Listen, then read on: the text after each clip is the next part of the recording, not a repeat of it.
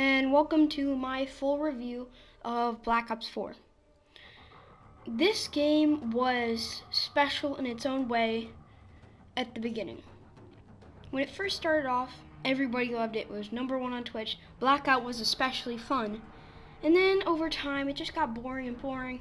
It felt like gunfights were just total mishaps, you know? I felt like my bullets were going through my enemies and doing no damage. The gunfights felt like I got lasered and I couldn't do anything. So eventually I stopped around the robbing casino theme. I started back up about 2 months ago and I was sniping a lot. Sniping was probably the only fun part of this game. If you wanted to snipe in this game, you could, and it was pretty easy, to be honest. It wasn't like other games, it wasn't that hard, because the Paladin was mostly a one-shot, but it had no recoil. I do admit it needed more recoil because there was so little recoil on that gun that it almost felt like an AR and not a sniper. All that happened was the scope went up.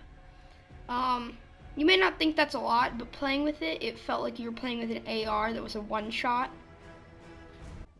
I will say though, the Paladin was the perfect sniper for beginners. And to be honest, this game was the first game that I started sniping in. I saw a person named FaZe Kitty, and he was sniping a lot. And I thought that was really cool, so I wanted to try it. And I just kept on trying to snipe and trying to get good. And by the end of Black Ops 4, I was actually pretty good.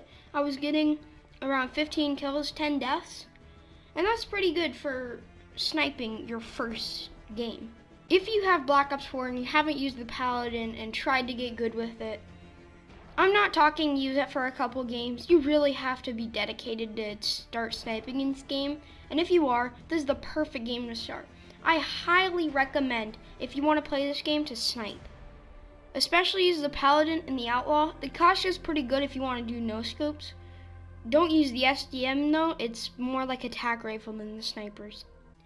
All the weapons felt balanced, and then the DLC weapons came and I felt like they weren't balanced.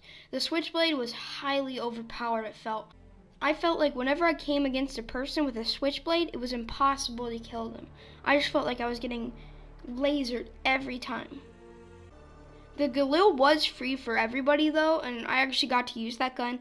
I thought it was pretty balanced, to be honest, but it just kind of felt like the ICR and the KN just came together, and it doesn't really feel like a Galil. It sort of feels like a Galil. Also, when you put a sight on it, it doesn't look like the Galil at all. So I really felt like they should have tried to make it feel like the Galil and a bit more like that, but it was pretty good, to be honest. Pretty mediocre AR, but I got it up pretty high and used all the attachments, and it was pretty good with a lot of attachments. I feel like the dev team could have put more effort in this game. It just felt like they were throwing random things at us, and it didn't really fit the game. Also, David Vonderhard kind of had a meltdown halfway through, and he was just tweeting a lot of stuff, and then I'm pretty sure he left Treyarch, and I'm pretty sure he wasn't the head of multiplayer since Black Ops 2, so I guess Black Ops 3 and Black Ops 4 wasn't his fault, and it's been somebody else, and he was just doing Blackout, which is pretty interesting, to be honest, since he is the face of Treyarch. Overall, this game was a mediocre game, but it was still fun if you wanted to jump into it. It was more casual until you got to the sweaties, and then it was really sweaty.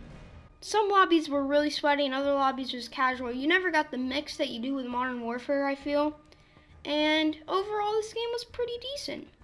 If I had to rank it from the 0 to 10 scale, I'd give it a 6, because it was better than Ghost, but wasn't that good. I would say I'd even play World War II over this game. World War II is about a 7, so it's been between Ghost and World War II on my scale. If you like this video, leave a like, and if you didn't, leave a dislike. And if you really like this video, subscribe. See ya.